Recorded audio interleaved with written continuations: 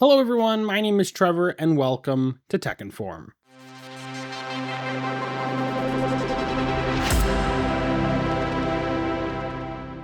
It's been a while since I made any videos here on the channel or done any live streaming. I think it was back last year in like October or something like that. And that's been unfortunate, but it's been a very busy time for me. We are now almost the end of April in 2026, and my life has completely changed since the last video piece that I've put out. I kind of quit my day job. I sold shares in a company I owned. I started a new company.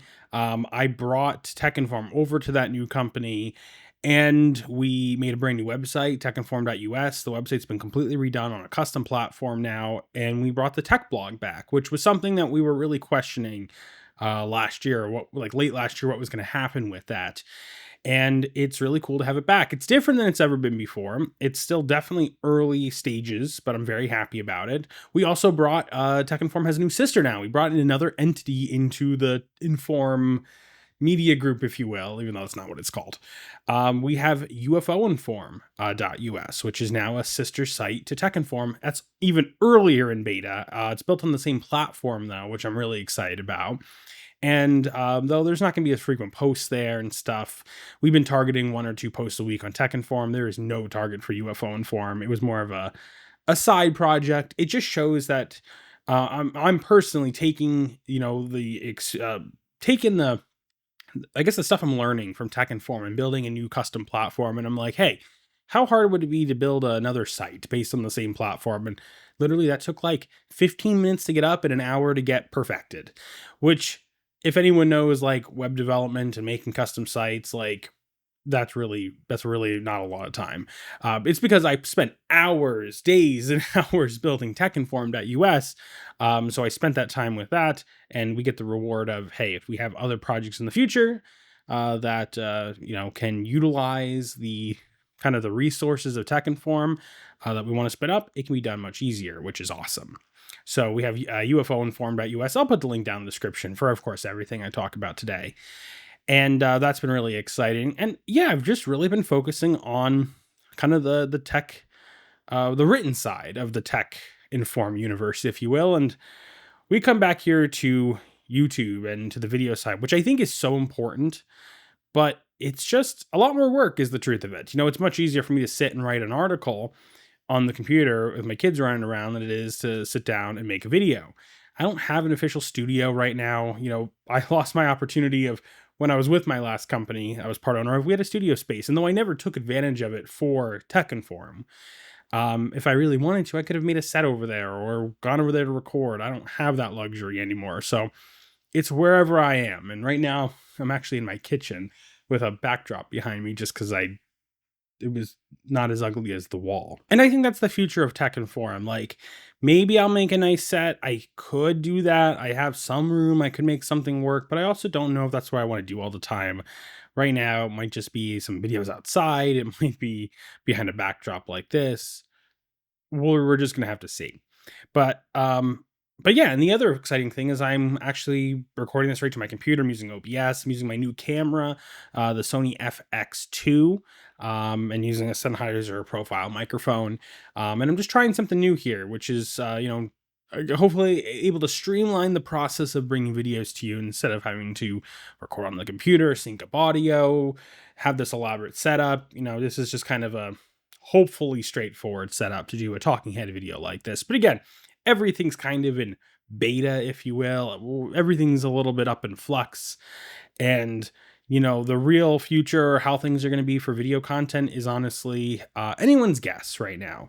But I do want to talk about some of the recent posts on TechInform, answer some questions I've gotten, as well as, again, discuss some of the process and what equipment I'm using and stuff to bring TechInform into 2026, I guess, because I think one of the biggest problems with TechInform is it's always been behind, even in 2010. It's because it's never had the true resources or financial backing to make it into something amazing. So since it started, it's always run a little bit on older technology, duct tape put together, and this is the first time it's kind of not, which is what I want to discuss. So with that being said, I already brought it up. The camera that I'm using is a Sony FX2. That is actually recently acquired. I did do a post on it on TechInform, I believe. Guess I should have double checked that, but I'm pretty sure I did. Maybe I'm totally wrong. You know what? I don't think I did. I could have sworn I did. Okay, well, there will be a post about this on techinform.us sometime soon. Actually, I'm going to have a post on there very shortly about the gear I use, as it's kind of getting finalized for 2026. I know we're into 2026, but not a lot of things are going to change from here on out. But I'm using a Sony FX2. I bought this back in February of this year because to give you a brief backstory, I did write more about this part on TechInform, so I'm not going to go deep into this now, and I already kind of talked about it. I quit my day job. I sold my shares in the company that I had, and I started a new company. That new company is called Gloop Media Group LLC. And luckily, prior to me doing that, my old company sold TechInform to Gloop, which was great. Because I wanted to bring TechInform with me. It was my kind of baby in a way. I'm the one that wanted to buy it from, Ryan. And if you don't know the full backstory, again, there's other videos and other posts about that. So I'm not going to talk about that here.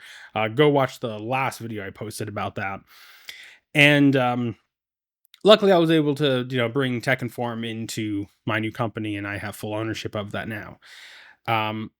But throughout that process, when I quit my day job and sold off my shares, for those that don't know, and I think again I talked about this, I believe in the past, that was a videography company, and I kind of was like, I'm done. I've been doing videography for, to that point, or I guess till now, I'll say, well,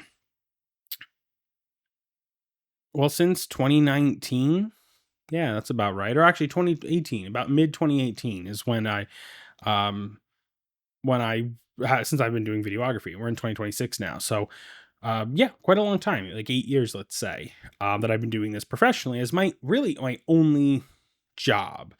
I mean, technically, the last couple of years, I would say my job was more management. I was definitely more management. I was a part owner, and my official title was COO and then CFO. And, I did a lot more than just shoot with a camera. But in layman's terms, to simplify things, and for a lot of the way I felt, I'm a videographer, and I kind of was just done with it. I love doing videography. I love being behind a camera. For the most part, I like being in front of a camera too, though I have some issues with that too. I'll talk about in a second. But my bigger issue overall was dealing with clients, and specifically, I do a lot of weddings, and weddings kind of by their nature are awesome and simultaneously suck. Brides can be difficult to work with. What's worse than a bride? The mother of the bride. Expectations are so hard to nail down, and even if you do a great job, just we're in an ever-changing world where social media is so important, and I don't know. It's just the truth is, if you do 100 weddings, 90 of them will be awesome, and you'll have great couples, and they'll love their video. But that 10, so let's say 10% of the time, is just a nightmare and ruins it for the other 90 that were perfect. And after doing this for 8 years, I just kind of was like, I'm done. So in November, about in mid-November, I quit my job, sold my shares, sold all my video equipment, and was like, I'm done. I was going to go into landscaping of all things and bring TechInform back and still do all that. And that's why I made Gloop Media Group, even though I wasn't planning on getting back into videography. Fast forward a few months, and come February, I decided landscaping isn't for me right now. Still might be something in the future I might look into, but not something I'm going to work on right now. And needless to say, I decided to get back into videography, but just do it on my own. Just do it on my own again. And now we're here. I got the FX2. I bought, equipment again that I needed that I sold just a few months prior. I know, it just sounds stupid. There's so many things I've repurchased, which sucks. But you know what? I have a better camera than I had prior. I'm really excited about being a Sony shooter again. It's been many years since I've had a Sony as my A camera. And so far, I'm really liking the FX2. I haven't filmed much with it yet, but so far, so good. I'm using a Tamron, what is this, a 20... Ooh, I always forget what this millimeter is. 27. I want to say 27, but that sounds weird to me.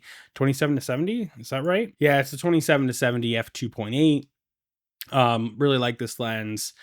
Um, and yeah, overall, I've been really enjoying it. Again, haven't used it tons yet, but this is the camera I'm using.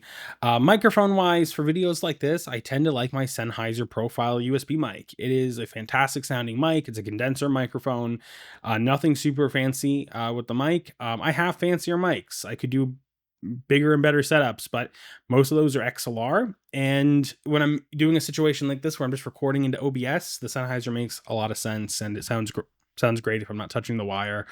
And overall, really like that mic. And again, this is the bread and butter of videos for TechInform, is the truth of it. Like, this setup here is going to be something you'd probably see a lot. I might have a wireless lav on me sometimes. If that's the case, I'm using the DJI mic 2 system, or potentially mic 1. I have one of those as well. And I might give a try. I have a I'm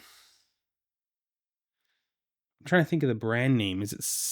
There's another wireless mic I have as well, a System 4, and I'm Ceramonic, I believe that's it.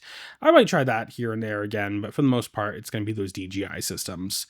But even so, for a lot of these videos, I don't need to have a wireless mic. It might just be like this. So if you do read over at techinform.us, you may have seen I've had a plethora of computers in the last few months.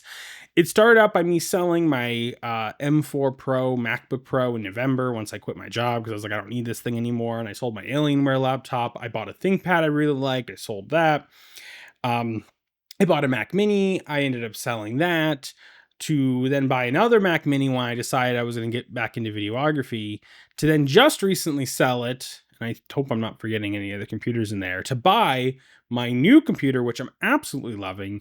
New to me. It is a 2022, I'm going to read it here so I get all the specs right and the number right and everything. Dell Precision 5560 with a Xeon W 11955M processor, 32 gigs of RAM, and a NVIDIA RTX A2000 GPU, with also a gorgeous 4K touchscreen. This is an awesome laptop. I've been really enjoying it. I've only had it a few days so far, but I got this thing on eBay for $540, and it's like pretty mint. It's in fantastic condition, with really no major issues you'd ever be able to notice. One of the reasons I got it cheap, I actually think it was because the picture was not doing it justice. There's a slight, on the very bottom left of the screen, a slight, like maybe one dead pixel. It's like a little black dead pixel. But being a 4K display on a 15-inch display, you don't really see it. And actually, it's hidden in my like start menu essentially. So I never have seen it. I saw it on a white background when the entire thing was white, and I'm like, oh wow, that's what they were talking about. Worth the big discount I got on it. Because though you can find them pretty regularly in the price range I purchased this, my spec specifically is a little harder. You're gonna spend $100 more normally, or maybe even closer to $150 more, $200 more for the exact spec I got, or something similar. It's much easier to find these without the 4K display, but I really wanted the 4K display. But that's the great deals you can find with these things. These were business grade laptops. A lot of enterprises had them, and then they sell them off a couple years later, and you get a huge discount, because this computer was roughly about $3,500 brand new. Maybe even been closer to $4,000. It's hard to find MSRP numbers specifically for specific configs of these laptops, because a lot of them weren't on the website like that. You went through your Dell person to buy these or order these, especially with certain specs. And this is a pretty well upgraded model. You know, it's got the Xeon processor, which was definitely a higher end tier. Easier to find information on the i7 and i9 versions. 32 gigs of RAM is always great. And the A2000 graphics is an upgrade as well. There was a base model. Well, actually, two base models. You had no dedicated graphics, and then you had I think an A1200. I could be wrong by that. I'm not as familiar with the RTX A series, but then the A2000 would have been a jump up. But it's crazy that something in 2022 that was between $3,500 and $4,000 then is now like a $550 computer. But hey, that depreciation was great for me, because I wouldn't have had this without it, and it's been fantastic. And one of the reasons I got this is this computer is very well optimized and certified in some ways for Linux, because I am, another big announcement, I'm fully a Linux user now.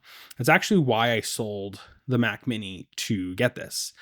Not that I really have an issue with Mac OS, and I talk more about this on techinform.us. You can go see some posts, and I'll have more coming as well, because Linux has been a really big part of my life in the last 6 months, honestly, when I decided I wanted to try this. And I've been on and off of Linux and Mac OS over that time. I have not really used Windows, but Windows has just gotten so bad that anytime I have to touch it, even to help my dad with his computer, or I need to use a quick Windows computer to do something, it's almost always a negative experience. It's just gotten so bad that I just refused. And I was like, I'll go Mac. Oh, I know what Mac. See, I told you I forgot a computer, the MacBook Neo. I bought that when it came out. I got it on launch day. We talked about it on TechInform. See, I told you I was going to forget something. But I don't have an issue with Mac so much. But I decided I just wanted to move away from all of it and just do my own thing and have full control and go Linux. Which is actually why I bought the ThinkPad. And the ThinkPad I bought was great. It was an X1 no, not a Carbon. It was an X1 Yoga. I forget I think it was a G4 or G5. I might get those wrong. I completely forget. It was fine. But that was before I knew I was going to get back into videography, and then I need something to edit with and insert this Dell. I can use DaVinci Resolve on here, and I've already been using it. I'm going to use it to edit this video, and it's doing perfectly fine. And though I'm not going to get into arguments about distributions and what's right and what desktop environments and everything else, I'll probably talk about that in the future. I am using Fedora Linux, and that's been where I've been fairly happy. I've tried everything. I'm not a fan of Ubuntu. I'm not a fan of GNOME in general.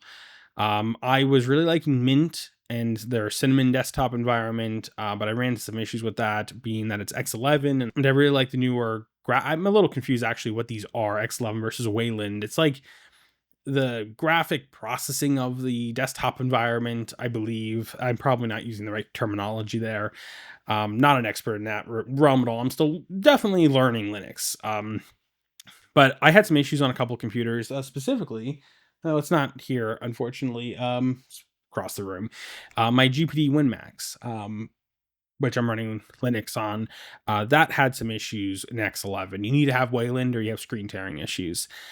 So I wanted to be on kind of the same distro between my devices and the same desktop environment. So I moved to Fedora, and I'm using KDE Plasma because I'm not the biggest fan of GNOME, like I said.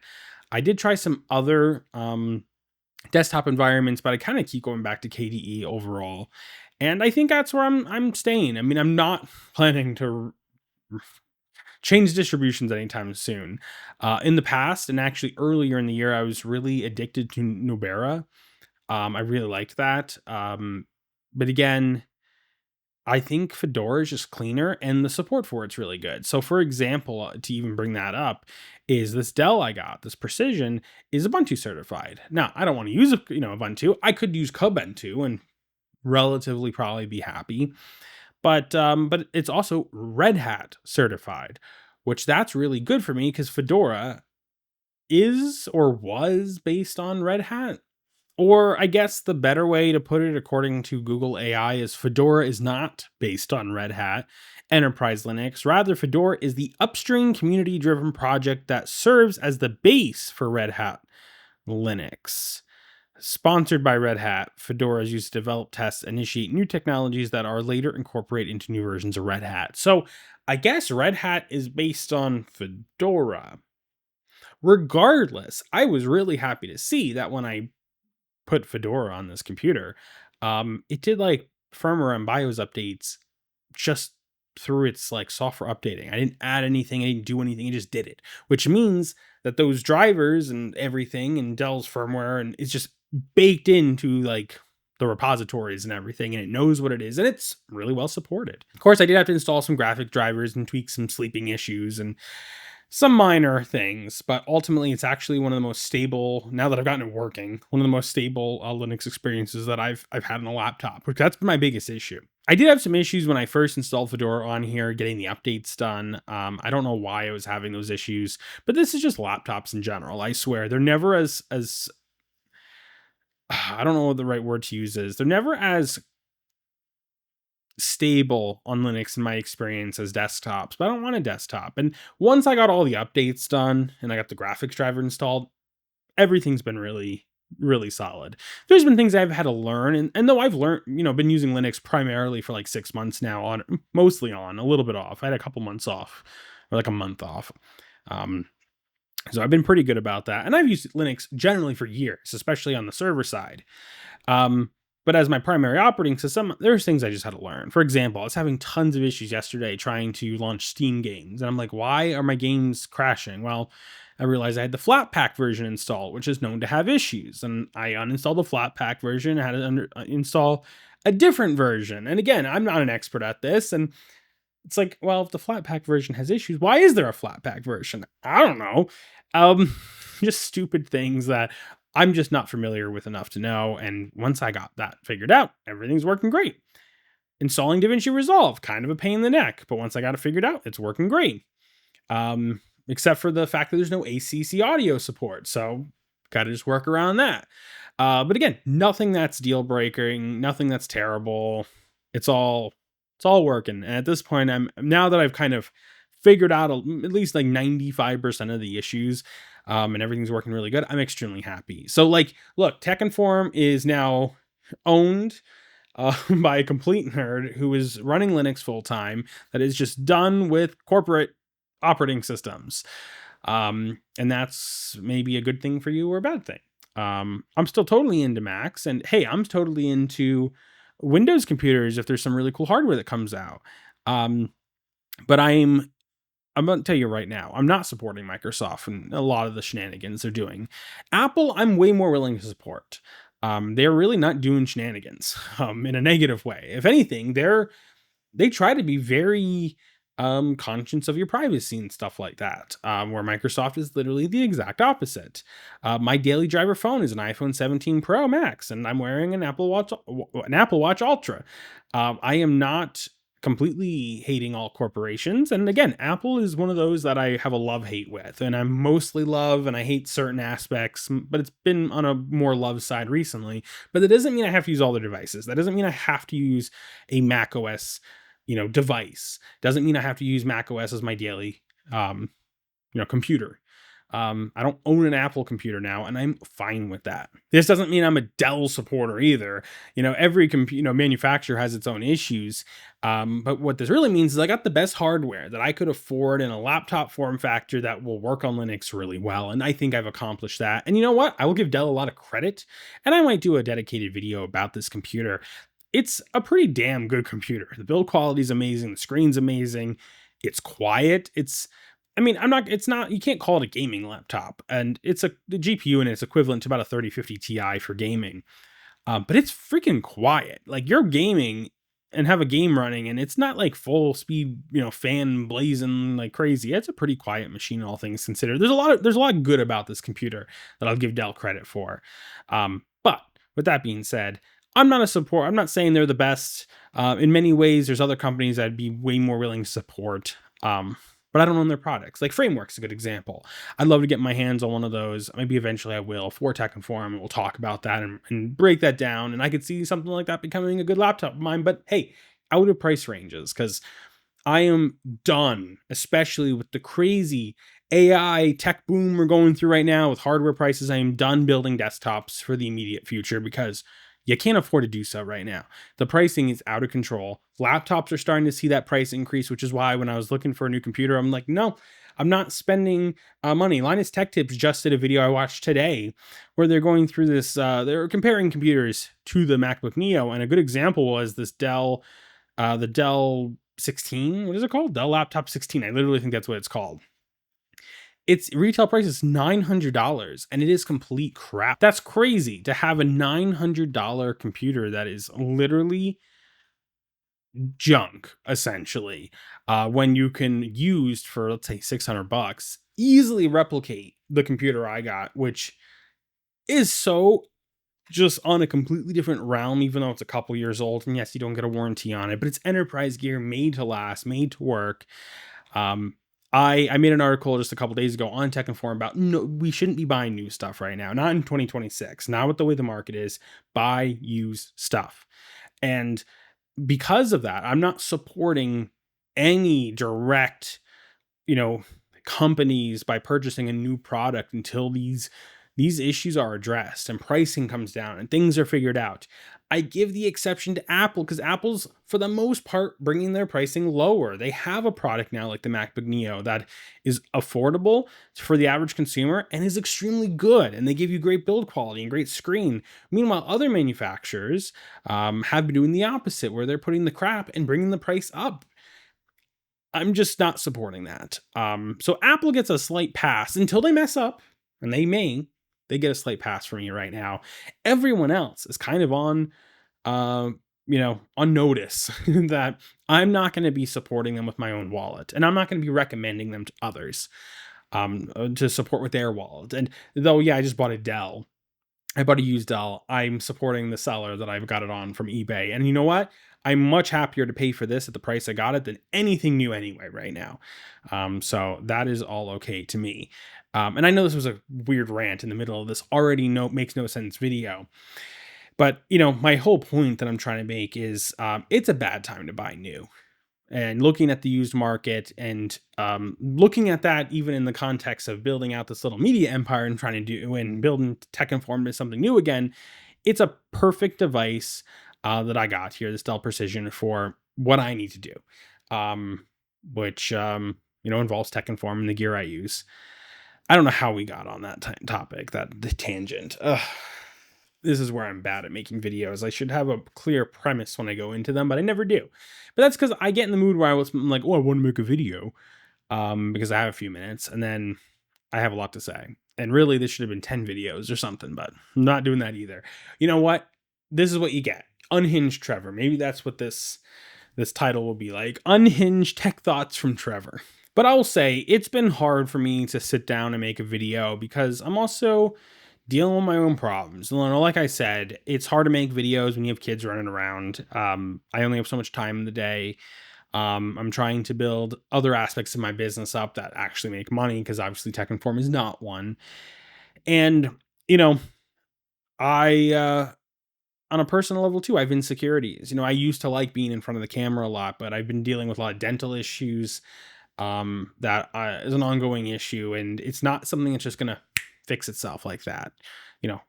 Going to the dentist, I got to get dental surgery and other stuff in the future, and probably some teeth pulled and things fixed and things put in. And again, I'm not a dentist. I'm not any of that, but it's going to be a long, drawn out process. And I'm not an insecure man by the nature of myself, but the teeth issues have been such an insecurity of mine that it's so unlike the rest of me. And I'll just say it because I think if I say it, it will make me feel better in a way, just to get it off my chest. Like I had a chip tooth. I had a tooth chip. That's the right way of saying it. Because of the issues I'm dealing with. And I actually have two teeth that are having issues like that, and it's embarrassing to me. And unfortunately, you can tell in video and photos a lot, of the issue pretty easily. Maybe you haven't on this video, and that's because I have the camera angled upward and kind of down on me. I'm doing that on purpose because in this kind of angle, it's not as prevalent, or you don't notice it as much. You might still notice it occasionally, but it's not as prevalent.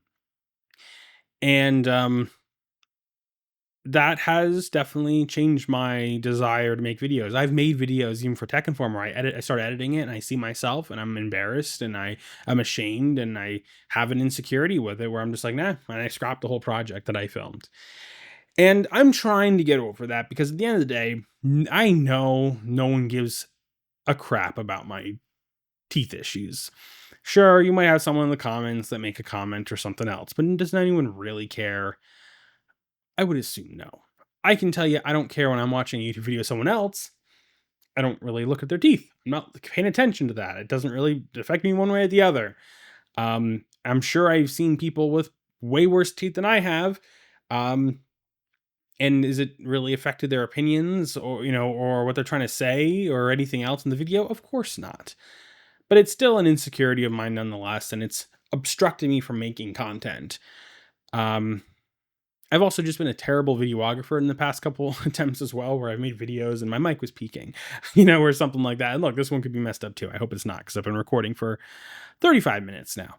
But But regardless, it's just one of those situations where I'm going to just push through it. And, you may see things change here as I start getting things fixed and getting a more game plan for that. And I've gone to like 5 different dentists in the past year, is the truth of it, and going to specialists and everything else. It's a drawn out process, and nothing's even happened yet.